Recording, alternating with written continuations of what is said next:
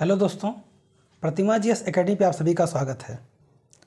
दोस्तों, आज की क्लास में चर्चा होगी कि हिमानी के द्वारा किस तरह की स्थलाकृतियाँ बनती हैं, क्यों बनती हैं, किस प्रकार से उनकी गतिविधियाँ होती हैं, इस पे हम चर्चा करेंगे। क्लास शुरू करें उसके बाद लाइक कीजिए, शेयर कीजिए और जिन दोस्तों ने अभी तक हमारे चैनल को सब्सक्राइब नहीं किया है वो सब्सक्राइब कर लें। शुरू करते हैं। हिमानी मतलब ग्लेशियर।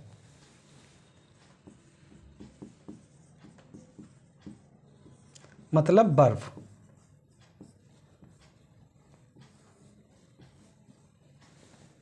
जिस तरह के हिमानी के द्वारा स्थलाकृतियाँ बनती हैं वो तीन प्रकार की होती हैं। तीन प्रकार की। एक तो महाद्वीपीय। महाद्वीपीय में मतलब महाद्वीप के अंतर्गत सभी आते हैं, लेकिन महाद्वीपीय का जब बोला जाता है तो एक अंटार्कटिका है। टिका महाद्वीप, इसको श्वेत महाद्वीप कहा जाता है।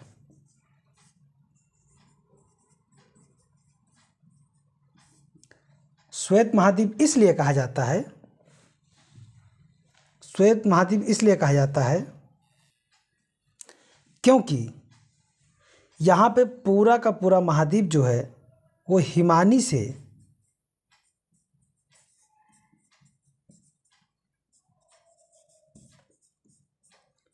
घिरा हुआ है।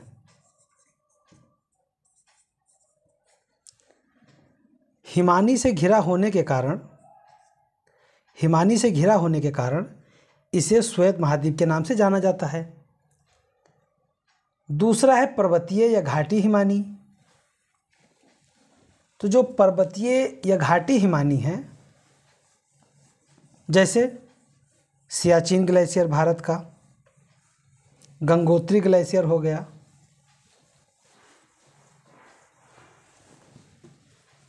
पर्वतीय हिमानी। पर्वतीय हिमानी जैसे जैसे पहाड़ ऊपर बढ़ेगा यानी ऊंचाई बढ़ता जाएगा तो ऊंचाई पे बढ़ने से तापमान गिरता है। ऊंचाई बढ़ेगा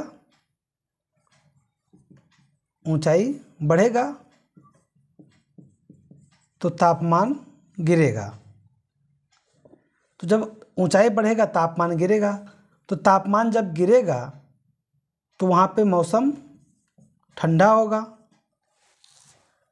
होगा तो शीत बढ़ेगी, यानी कि ओवरऑल टेम्परेचर कम होने से संघनन प्रक्रिया बढ़ेगी, यानी कि बर्फ़ यानी कि पानी का ऊपर जमाव होगा, यानी वो ठोस पानी CO2 के रूप में कन्वर्ट हो जाएगा और बर्फ़ यानी हिमानी के रूप में ये यहाँ पे कन्वर्ट हो जाएगा।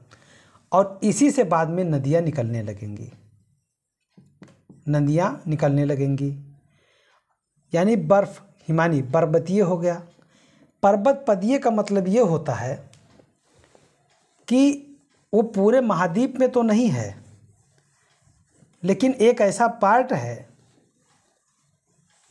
कि पूरा का पूरा बर्फ से ढका हुआ है, जैसे अलास्का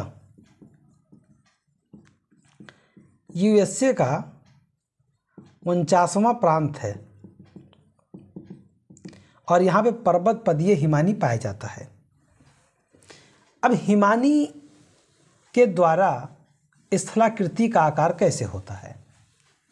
जैसे एक ये टुकड़ा है बर्फ का और एक ये टुकड़ा है बर्फ का। अब धीरे धीरे कोरियालिस बल के कारण धीरे धीरे जब इस पे घर्षण होता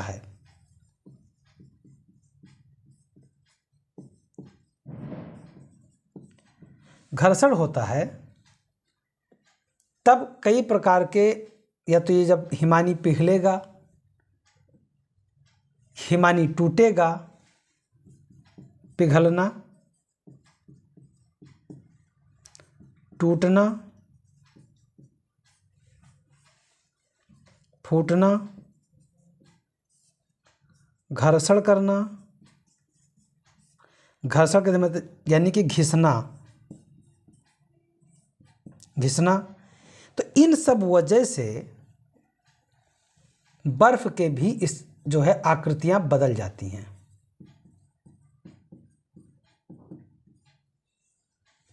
आकृतियां बदल जाती हैं, और जब बर्फ की आकृतियां बदल जाएंगी तो उसे ही बोला जाता है हिमानी द्वारा निर्मित स्थलाकृति। महाद्वीपीय हिमानी, पर्वतीय हिमानी, पर्वतपदीय हिमानी। महाद्वीपीय हिमानी में आपको अंटार्कटिका और ग्रीनलैंड। महाद्वीपीय हिमानी का मतलब ये हुआ कि पूरा का पूरा महाद्वीप या द्वीप हिमानीकृत हो। ऐसा ना हो कि एक कोने में बर्फ है, दूसरे कोने में खेती हो रही है, ऐसा ना हो। तो ग्रीनलैंड जो है, ग्रीनलैंड पूरा का पूरा हिमानी है, और अंटार्कटिका ये भी पूरा का पूरा हिमानी है, इसलिए महाद्वीपीय हिमानी के अंतर्गत रखा गया। पर्वतीय हिमानी में सियाचिन, गंगोत्री ये सब आएंगे, और पर्वतपदीय में अलास्का शामिल किया जाएगा। अब हम ये देखेंगे कि एक हिमानी के द्वारा कितने प्रकार की स्थलाकृति बनेगी। जैसे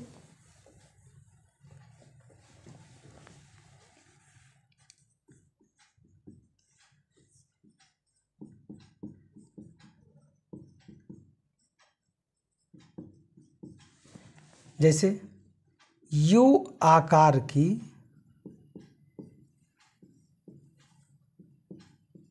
घाटी,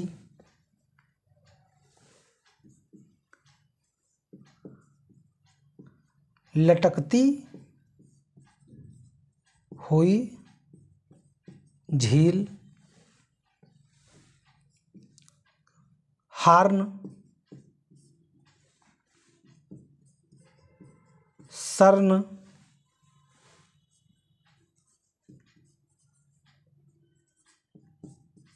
मेघशिला, जो इस तरह की आकृतियां बनेंगी वो हिमानी द्वारा निर्मित होंगी। अब ये बनेंगी कैसे, ये कैसे बनेंगी और किस तरह का इनका स्थलाकृति का जो है देखने में कैसा होगा, हम उस पर चर्चा कर लेते हैं। अब हिमानी के द्वारा जो आकृतियां बनती हैं, यू आकार की घाटी, हिमानी द्वारा संपूर्ण तली पर लगभग समान रूप से अपर्दन होता है, जिसके फलस्वरूप एक सपाट तली का निर्माण होता है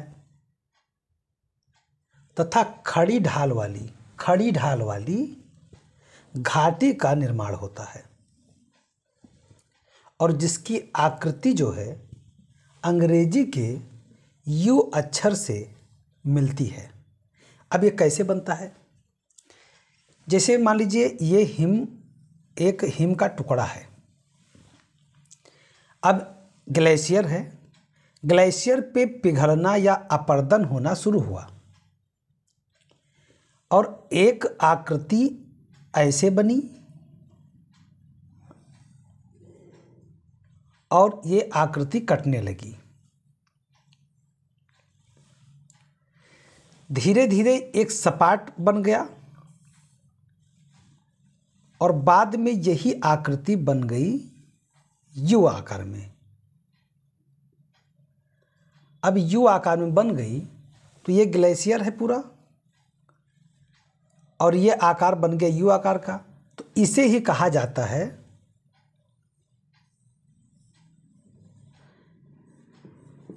ये ग्लेशियर है, ये बर्फ का टुकड़ा है, ग्लेशियर जो भी समझ लीजिए, तो इसे कहा जाता है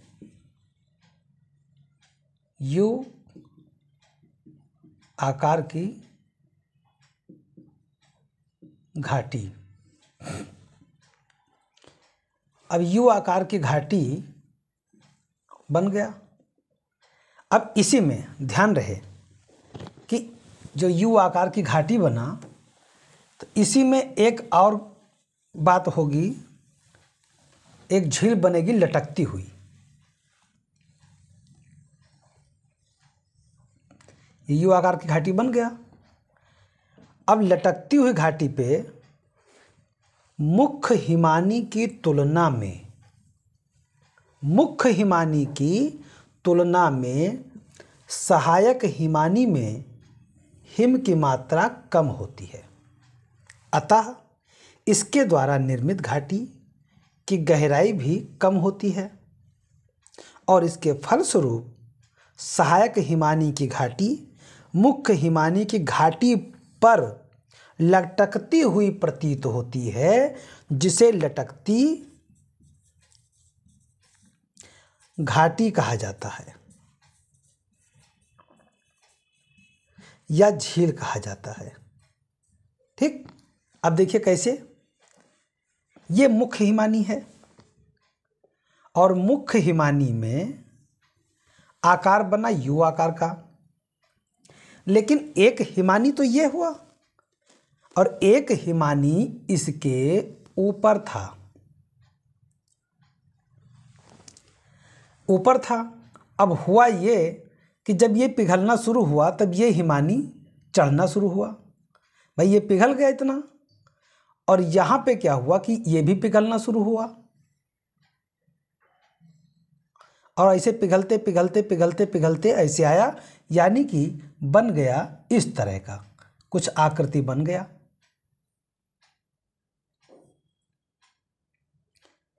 कि इधर से पिघलता शुरू हुआ पिघलना और इधर से पिघलना शुरू हुआ। अब जो कि मुख्य हिमानी में यू आकार की घाटी बन चुकी थी और एक जो इसकी सहायक हिमानी था, तो जब ये पिघलना शुरू हुआ तो पिघलते पिघलते ये भी ऊपर चला गया और इधर से ऊपर से पिघला तो यहाँ पे झील नुमा आकृति बन गया। अब यहाँ से यहाँ के लिए ये लटका हुआ है, जब कभी टूटेगा तो यहाँ से टूट जाएगा, टूट करके हिम पिघल जाएगा, गिर जाएगा। लेकिन यहाँ से ऐसे जब ऐसी आकृति बन जाती है तब इसको बोला जाता है यू आकार की घाटी।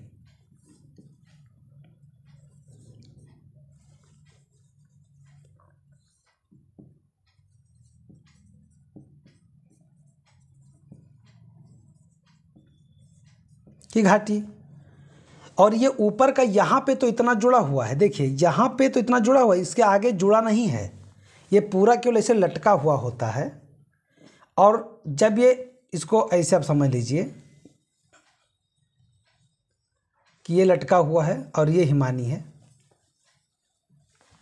अब जब ये हिमानी लटकी हुई है, केवल यहाँ पे लगा हुआ है, बाकी ऐसे लटका है, तो इसे कहा जाता है लटकती घाटी, लटकती घाटी या झील। अब देखिए इसमें समझिएगा यू आकार में साफ साफ कहा गया है कि हिमानी के संपूर्ण तली पर लगभग एक समान अपर्दन होता है। हिमानी का यह संपूर्ण तली है, यहाँ पे अपर्दन एक समान हुआ और एक समान अपर्दन होने से यू आकार की घाटी बना। तली सपाट हो गई, तली सपाट है, खड़ी ढाल हो गई, ढाल खड़ी है, घाटी का निर्माण हुआ, घाटी का निर्माण हुआ और आकृति में यू अक्षर बन गया, आकृति में यू अक्षर बन गया। इसी के ऊपर लटकती घाटी में मुख्य हिमानी की तुलना में सहायक हिमानी की मात्रा कम होती है। मुख्य हिमानी इतना बड़ा है, सहायक हिमानी छोटा था, इसके द्वारा निर्मित घाटी गहराई कम होती है, गहराई कम हो गया और फलस्वरूप सहायक हिमानी की घाटी मुख्य हिमानी की घाटी पर लटकती हुई प्रतीत होती है। सहायक हिमानी घाटी मुख्य हिमानी घाटी पर लटकती हुई प्रतीत होती है, लटका हुआ प्रतीत होता है, उसे लटकती घाटी या लटकती झील के नाम से जाना जाता है। अब इसको कैसे अगर आसानी से देखना हो तो कैसे देखना है, ये हुआ मुख्य हिमानी यू आकार की घाटी और उसके बाद में ये हिमानी आया और ये लटका हुआ है। इसको आप ऐसे कर लीजिए, ये लटका हुआ है, यानी अगर यहाँ से टूट जाए तो ये सब गिर जाएगा, यहाँ से टूटे तो गिर जाएगा, टूटना तो है, जैसे इतना पिघल के ख़त्म होगा ये टूट के गिर जाएगा। लेकिन ऐसी आकृतियाँ बन के छोटा सा लगा होता है और ये आकृति लटकी हुई प्रतीत होती है। तो आपने यू आकार की घाटी देखा, लटकती हुई घाटी देखा। अब आगे देखते हैं। सर्क। अब देखिए सर्क क्या होता है। अब एक पर्वत है, ये पर्वत है, लेकिन ये पर्वत किस चीज़ का है? ये पर्वत है बर्फ का। जैसे ये पहाड़ी हैं, बर्फ है, मतलब पर्वत पहाड़, लेकिन इसके पहाड़ के ऊपर एक चोटी जो बना हुआ है ये बर्फ का चोटी है, या ऐसे समझ लीजिए बर्फ का चोटी है, इसे भूल जाइए।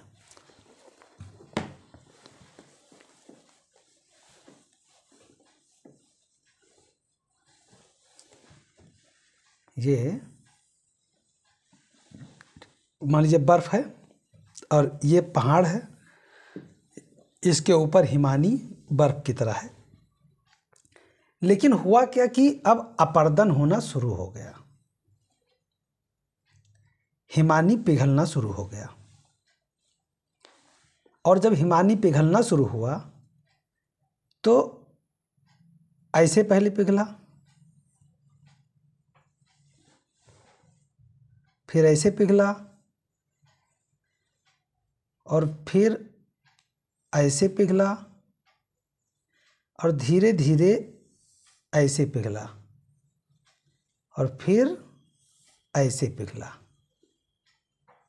अब देखिए हुआ क्या कि जो ये हिमानी पिघला इस तरह से, तो एक कुर्सी की भांति बन गया।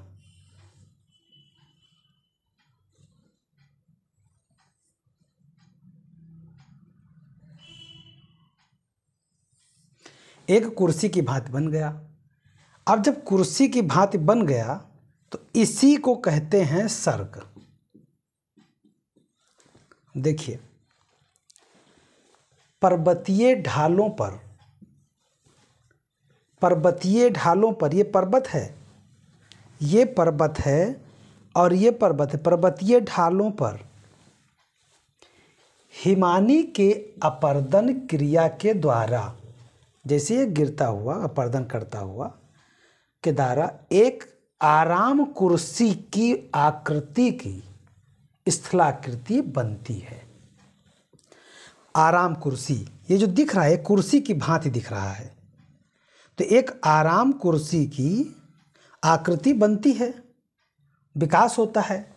और उसी आराम कुर्सी की भांति जब बर्फ का आकृति बन जाता है तो उसे सर्क कहा जाता है। सर्क के आधार पर निर्मित गर्त में हिमानी के समापन के पश्चात जल का जमाव हो जाता है, और इसके फलस्वरूप निर्मित झील को टार्न झील कहा जाता है। अब देखो क्या है ये, जैसे ये जब बना तो यहाँ पे एक ये जो जगह दिख रहा है यहाँ पे पानी भर जाता है। जब यहाँ पे पानी जो भर गया तो एक झील बन गया, ये झील की आकृति हो गई, तो इसको कहा जाता है टार्न झील। यानी सर्क के आकृति में बनी हुई झील को टार्न झील के रूप में जाना जाता है। जब हिमानी यहाँ से समाप्त हो गया, हिमानी बचा नहीं, और यहाँ पे पहाड़ है, हिमानी पिघला तो यहाँ पे बारिश यानी पानी बच गया, तो ये जो पानी हुआ यहाँ पे इस झील को कहा जाता है टार्न झील। सर्क आराम कुर्सी की भांति होता है। तो यहाँ पे आराम कुर्सी, आपको कितने पॉइंट ध्यान रखने हैं, आराम कुर्सी और टार्न झील। आराम कुर्सी को सर्क कहते हैं, और इसमें जो झील पानी बन जाता है तो ये झील टार्न झील के नाम से जाना जाता है। अगली आकृति है हार्न। अब देखिए हार्न कैसे बनता है।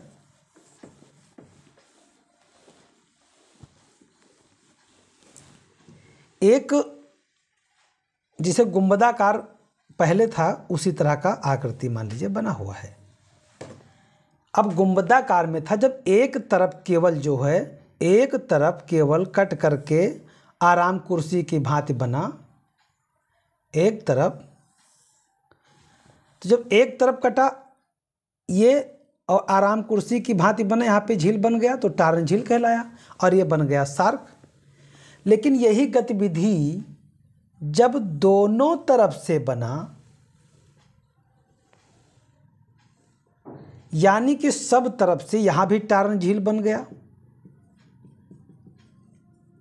यहां भी टार्न झील बन गया और बीच में एक छोटा सा हुआ, यानी कि चारों तरफ से यहां भी टार्न झील बन गया और इसके बगल में पीछे भी, यानी चारों तरफ से जब टार्न झील बन गया तो एक इस तरह की आकृति बन गई,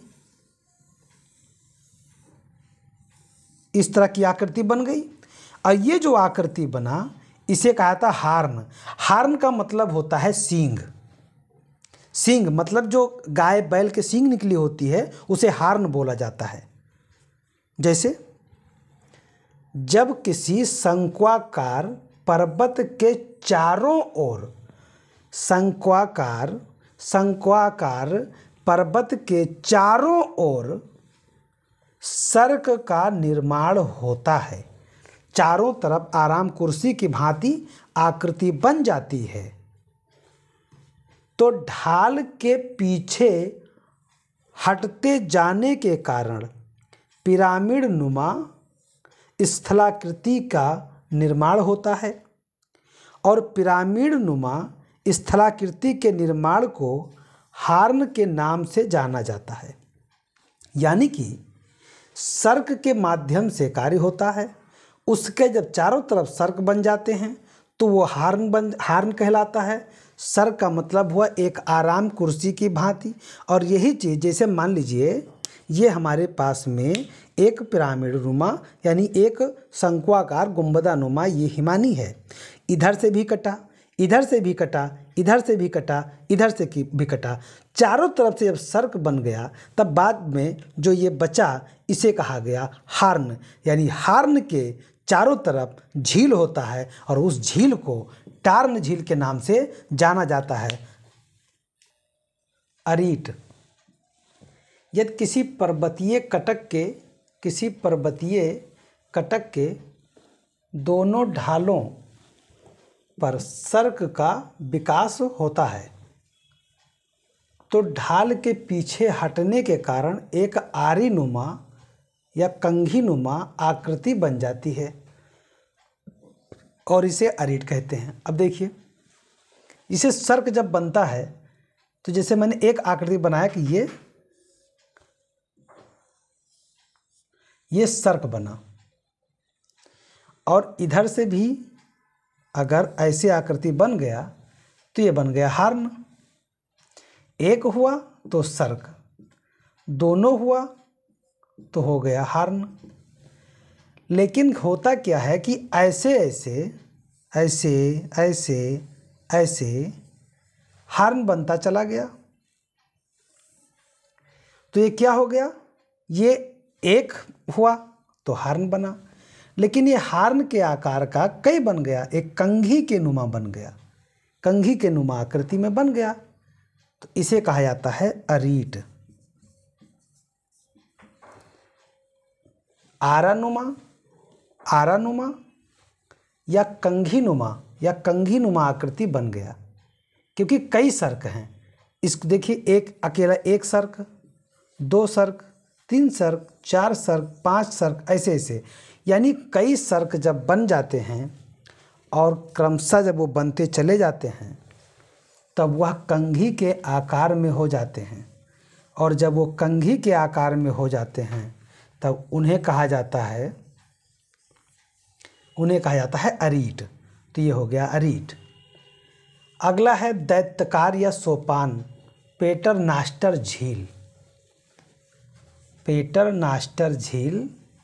दैत्याकार या सोपान। अब देखिए क्या है, एक ये है हिम, अब ये ऐसे बना, फिर ऐसे बना, ठीक, यहाँ पे ऐसे बन गया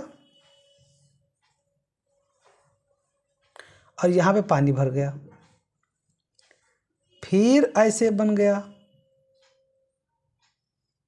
फिर पानी भर गया। ये जो पानी भरा ये हो गया पेटरनास्टर झील, ये हो गया पेटरनास्टर झील। लेकिन अब थोड़ा झील को भूल जाइए, झील को भूल जाइए। अब इसको ऐसे थोड़ा देखिए तो देखने में एक दैत्य की तरह लगता है, राक्षस की तरह देखने में लगता है, और इसीलिए इसे कहा जाता है दैत्याकार स्थलाकृति। और इसमें जो झील बन गया इसे कहा जाता है पेटरनास्टर झील। यह हिमानी के अपर्दन क्रिया के द्वारा निर्मित स्थलाकृति सीढ़ी नुमा देखिए ये ऐसे सीढ़ी नुमा स्थलाकृति है। जैसे जैसे हिमानी आगे बढ़ती है, सहायक हिमानियों के मिलने से मुख्य हिम की मात्रा बढ़ जाती है और एक अपर्दन की दर में भी वृद्धि हो जाती है, और जिसके फलस्वरूप इस तरह की स्थलाकृति का निर्माण होता है, यानी दैत्याकार सोपान स्थलाकृति का निर्माण हो जाता है। मेघशिला। अब देखिए एक आकृति ऐसा होता है कि ऐसे जब हवाएं चलती हैं तो हिम चढ़ता रहता है, हिम चढ़ता रहेगा तो इधर से चढ़ता रहेगा, ऊपर बनता रहेगा, और इधर क्या होगा, हवाएं पिघलती रहेंगी, पिघलने से ये आकृति बनता रहेगा। तो इसे कहा जाता है मेघशिला या भीड़शिला की आकृति बन जाती है। अब देखिए कि जो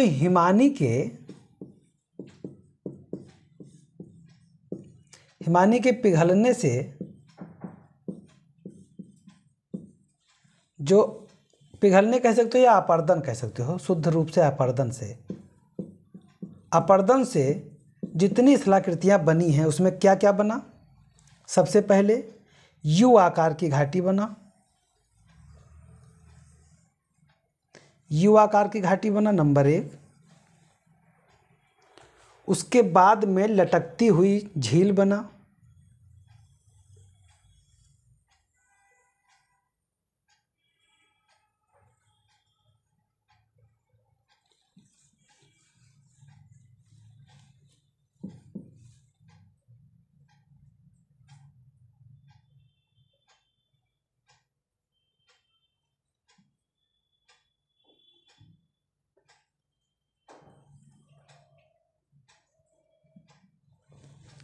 अब ये जो है ये लटकती हुई झील बना नंबर 2। उसके बाद में नंबर 3 बना शार्क,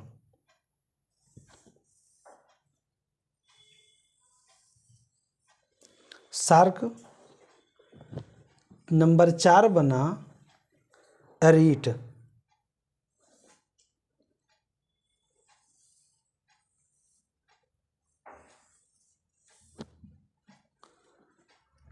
नहीं नंबर 4 बना हार्न।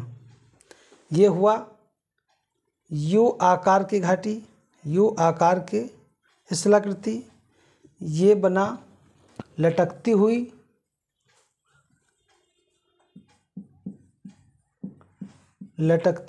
स्थलाकृति।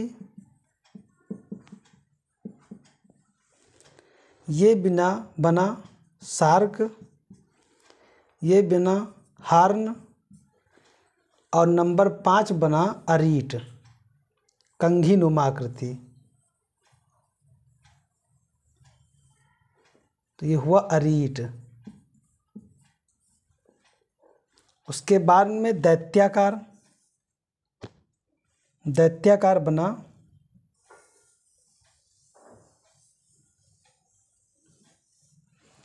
दैत्याकार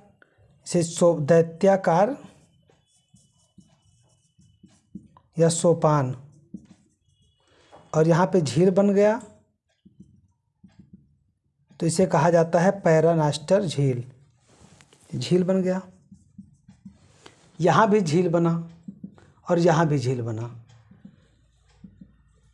तो यह लटकती झील हो गया। और जो यहाँ पे झील बना, यहाँ पे झील बना, इसे कहा गया टार्न झील, टार्न झील। और उसके बाद में ये हो गया मेघशिला, मेघशिला का निर्माण हो गया। तो इन सब आकृतियों को हिमानी के अपरदन से बना हुआ दर्शाया गया है। अब हम देख लेते हैं कि निक्षेपण से क्या क्या बनता है। हिमानी के निक्षेपण से जो स्थलाकृतियाँ बनती हैं, मान लीजिए ये हिमानी है और हिम पिघलते हुए जा रहा है। अब हिमानी लेकर के आया, जब अपरदन हुआ तो कहीं ना कहीं उसका निक्षेपण भी होगा, कहीं ना कहीं उसको कहीं पे छोड़ा भी जाएगा। तो जो हिमानी का इधर से हिमानी आ रहा है और इधर से आ रहा है, जो यहीं पे हिमानी एकत्रित हुआ, इसे कहा जाता है मध्यस्थ हिमोड़।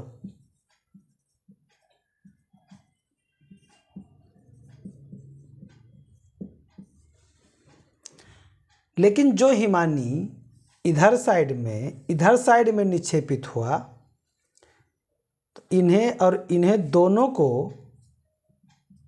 कहा जाता है पार्श्विक हिमोड़।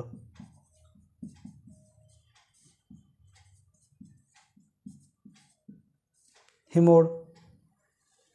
अब इसके और जो सबसे अग्रभाग है, इसे कहा जाता है अग्रस्त हिमोड़। अग्रस्त हिमोड़। अब यहाँ बर्फ है, इधर बर्फ, इधर बर्फ, इधर बर्फ, और ये बीचे में एक झील का निर्माण हो जाता है, इसे कहा जाता है हिमानी झील।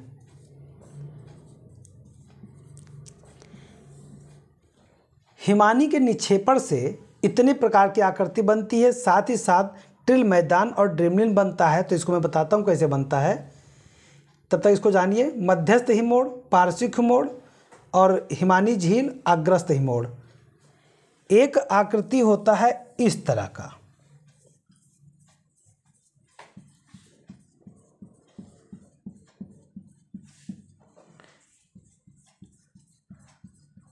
भेड़ के पीठ के आकार का होता है, जिसे लगता है कि उल्टी टोकरी में अंडा रखा हुआ है।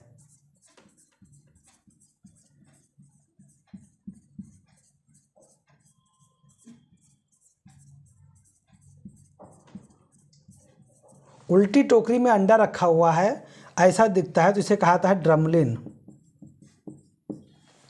और जब सब कुछ प्लेन हो जाता है, तब उसे कहा जाता है ट्रिल मैदान। तो निक्षेपण से क्या क्या बनता है? मध्यस्थ हिमोड़, पार्श्विक हिमोड़, अग्रस्त हिमोड़, हिमानी झील और ट्रिल मैदान, ड्रेमलिन। अब यहाँ पे आपको एक साथ दोनों देखना हो तो कैसे देखेंगे? आप देखेंगे, ये तो आपका हो गया निक्षेपण के द्वारा और इधर आप अपर्दन के द्वारा, तो दोनों में जोड़ने में आसानी होगा। अपर्दन में आपका होगा यू आकार की घाटी,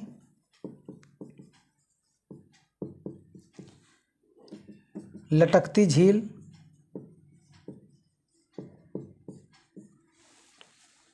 सर्क, हार्न और अरीट, दैत्याकार सोपान, दैत्याकार सोपान और कई प्रकार की झील आदि। तो ये दोनों आपको मिलाने में आसानी होगी। तो दोस्तों, मैं अपने क्लास को यहीं पे समाप्त करता हूँ। धन्यवाद। जय हिंद, जय भारत।